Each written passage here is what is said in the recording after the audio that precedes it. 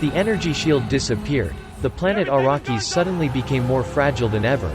Outside, the army of the Harkonnen clan rushed to attack before the surprise of the Atreides warriors. Extremely fierce attacks shot directly at the base. They didn't know what to do but run away for their lives. Huge yachts were bombarded and blown up. The whole base was engulfed in flames before the general's helplessness. In the sky were thousands of Harkonnen clan starships preparing to be arrayed to wipe out traces of the Atreides empire. Count Leto had just been harmed by his own doctor for unknown life and death. The Atreides army like a snake lost its head, panic and disorientation. Why this is shallow? Where did the battle occur? Please join me to watch the movie Dune 1, Sand Planet to understand better. In the future, tens of thousands of years later, you have acquired great advanced technology, discovered many secrets of the universe. We can easily travel from one galaxy to another. The political system is collectively ruled by a king called Saddam, surrounded by vassal clans. In particular, the special planet named Arrakis, which stands out with the characteristics of vast deserts without stopping, but has in itself a top value in the universe, which is incense. This planet is being ruled by the Harkonnen clan, a brutal dictatorship. The extraction of incense gave the clan a huge revenue, but it also brought in suffering for the indigenous people, who were only considered slaves. Incense medicine has the ability to increase longevity, vitality and peak intelligence for users. Since the technology crisis, people have almost used their minds in all activities, almost no longer dependent too much on robots. So the planet Arrakis is like a goldmine of the Harkonnen family.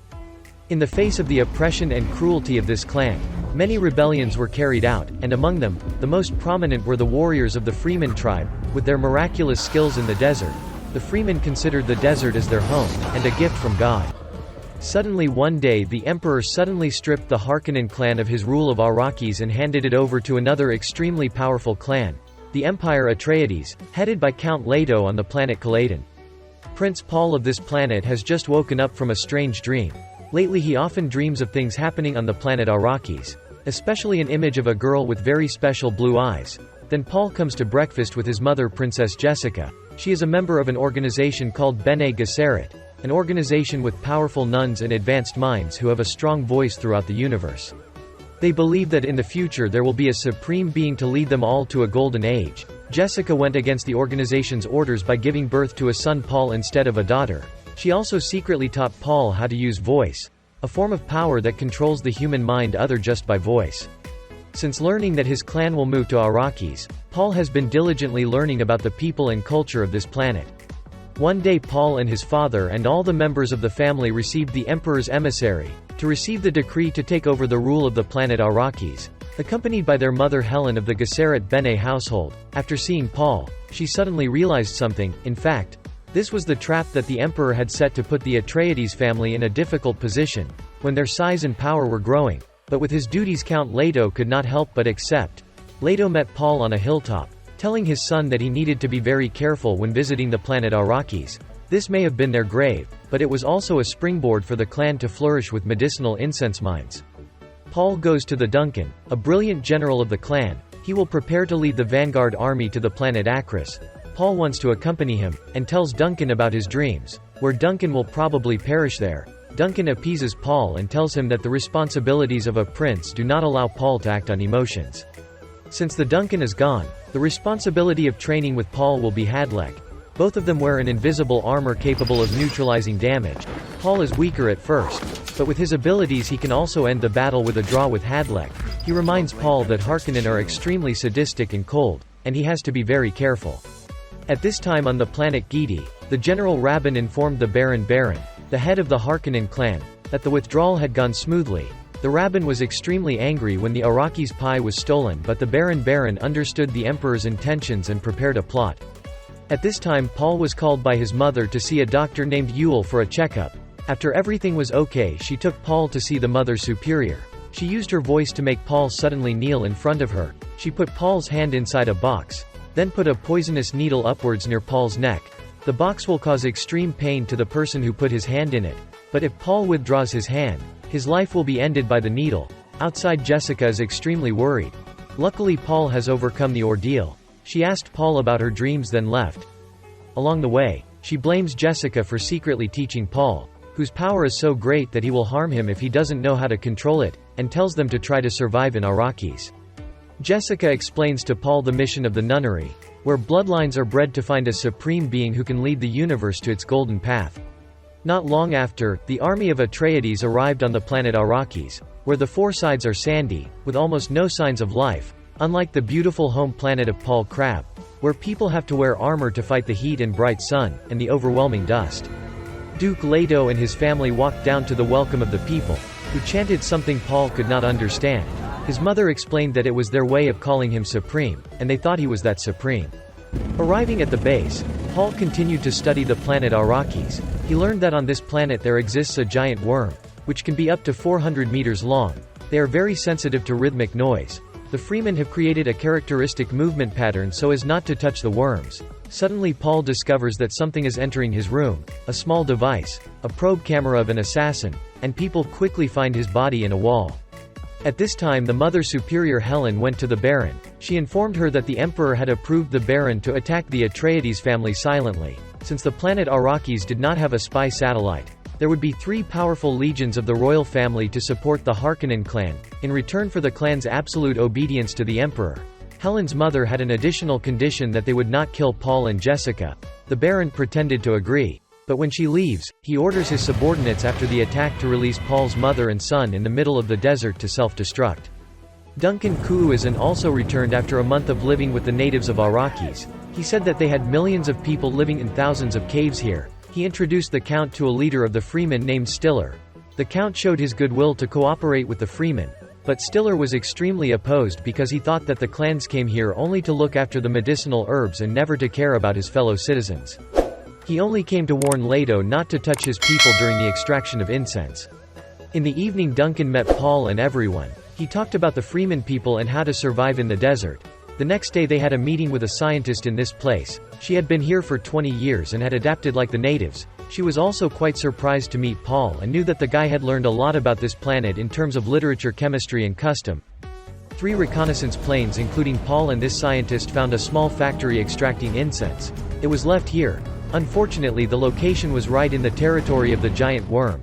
At this time there was also a worm coming. To avoid them, the only way is to use a crane to crane up. But this factory cannot be connected to the crane. Everyone ventured to land below to save the trapped people. Paul, after inhaling the medicinal incense, his mind was enthralled. Kneel on the ground. Luckily Hadlek arrived in time and dragged him onto the plane, before the sight of the giant worm devouring an entire medicinal herb happened. A giant worm with thousands of huge teeth appeared before Paul's eyes, a majestic sight he had seen for the first time in his life. Arriving at the base, the Count was so worried about his son that he criticized the scientist, but she said that when they accepted to come here, they had to prepare psychologically for these events. Jessica asked Dr. Ewell to once again examine Paul. The doctor confirmed that Paul was only under the influence of medicinal herbs and nothing dangerous. Paul tells his mother how he saw the mysterious girl again, and that his mother gave birth in the form of a real Fredman, much to Jessica's surprise. At this time, the powerful army of the royal family was also prepared to join forces with the army of the Harkonnen clan, preparing for a double battle of the century. Dr. Ewell was prescribing medicine to the Earl's family to get a good night's sleep. In the middle of the night, someone turned off the electrical system and the air defense system. When the Count woke up, he called the soldiers as if he saw no one, saw a wounded woman lying on the ground. He turned on the invisible armor and went to check on her, only to find the woman with a knife wound on her chest, whispered something and then fainted. Suddenly Leto is attacked by a weapon, the kind that Paul had caught earlier. Who did all this? Suddenly Dr. Ewell, who said that his wife and children had been captured by the Baron, reluctantly made a treason. But he also had some conscience when he prepared for the Count a denture containing enough poison gas to kill Baron when Baron approached Leto. Just bite that tooth broken. He would drag Baron to hell with him. Now outside, General Hadlek realized the situation. He and his soldiers ran out to prepare for battle when suddenly attacks came from nowhere, making them unable to turn back. Bombs with tremendous destructive power came from nowhere to destroy the Atreides warships. Their soldiers could not put on armor and take up arms. They could only run away in panic. Anti-aircraft artillery was used, but it was too late. The battleships were still destroyed one by one. In the sky, thousands of Harkonnens' attack planes filled the sky, creating a terrain that was determined to wipe out the Atreides. The two sides began to rush into each other to fight, but the initiative and numerical advantage were still in Harkonnen's favor when he received the help of the Imperial Army. The situation became more and more critical. When the soldiers of Count Leto took turns falling, Weapons and battleships were almost completely destroyed. Thousands of artillery shells from the sky were still raining down on the base. Everything seemed to be gradually ending with the Atreides family. Duncan is still fighting hard and has taken down a lot of soldiers. He goes to the room to find Paul, but he is nowhere to be found. He risks going to fight 2 or 3 other soldiers and captures a bird plane to find Paul. Paul and Jessica, after regaining consciousness, found himself tied up on a plane. Jessica was gagged, so she motioned for Paul to use her voice. After a while of difficulty, Paul also succeeded in using her voice to untie the soldier's shield. She immediately used her voice to control the soldier to take down her accomplices. The train driver who stopped him also controlled, and the mother and son escaped heartbreakingly, watching Ming's glorious empire slowly burn. Inside the base, the Baron was enjoying his victory over an almost paralyzed Leto. He even callously sent Dr. Yule to reunite with his wife, at which point Leto used his remaining breath to lure the Baron closer and then crushed the tooth containing the aerodynamic that killed all the people in the room. Outside in the desert, mother and daughter Paul are sheltering in a tent. He takes the bag that Dr. Yule gave him, in which is the ring of the clan. The mother and son are deeply distressed to learn that the Count is gone forever. Paul uses the incense stick, and vaguely sees that in the future he will lead the people of Freeman to stand up against the rule, and avenge the Atreides clan. The next morning the cleaner enters yesterday's room to clean up the body when he is horrified to find the Baron still alive. He was nestled in a high corner to avoid the poison gas. Luckily for the mother and daughter, Duncan found them and took them back to the base where the female scientist was waiting for them. Duncan wanted her to tell the Royal Council everything, but this was already a trap that put his clan on the path to death. As for the scientist herself, she believed that Paul was that person, the Messiah of the Freemen. It wasn't long before Harkonnen's army arrived. Duncan risked closing the door alone to fight them so that Paul and his mother could escape. Despite his mighty, Duncan was unable to overcome the overwhelming number of Harkonnen troops, so he sacrificed heroically. Inside, the female scientist and mother and daughter Paul escaped by a secret passage underground. They divided into 2 directions. The female scientist went upwards, used the tool to call the giant worm when she was killed by 2 soldiers from behind. She also slammed the ground with her hand so that the giant worm appeared to swallow everything. Paul and his mother managed to board the plane that the scientist had prepared, behind which were 3 planes chasing, torrentially firing missiles before they flew into a violent sandstorm. Due to the effects of the explosion, the other 3 planes also crashed. Only Paul and his mother enter the fierce sandstorm.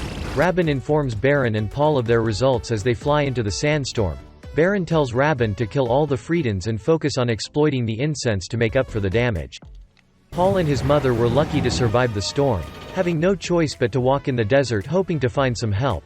But unfortunately they entered the territory of a sandworm, the noise of which alarmed it. The 2 quickly run to a nearby rocky beach and are lucky to escape death, after which they meet the Freeman. Stilgar himself is here. The mother and daughter followed this group of people. They planned to threaten and kill Jessica but did not expect to be defeated by her after only a few moves and received the recognition of the group members. Paul was extremely surprised to meet the girl of his dreams here. But one member of the gang disagrees about carrying the mother and son. He wants to fight a battle with Paul to confirm whether the guy deserves it or not. The other girl gives him a knife to fight.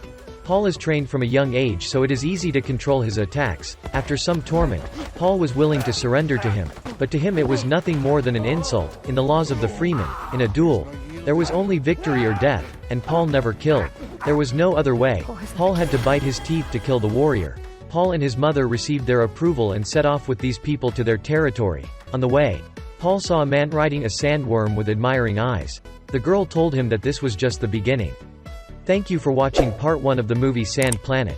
If you find it interesting, please give me a like and press the share button. See you again in part 2 of the movie.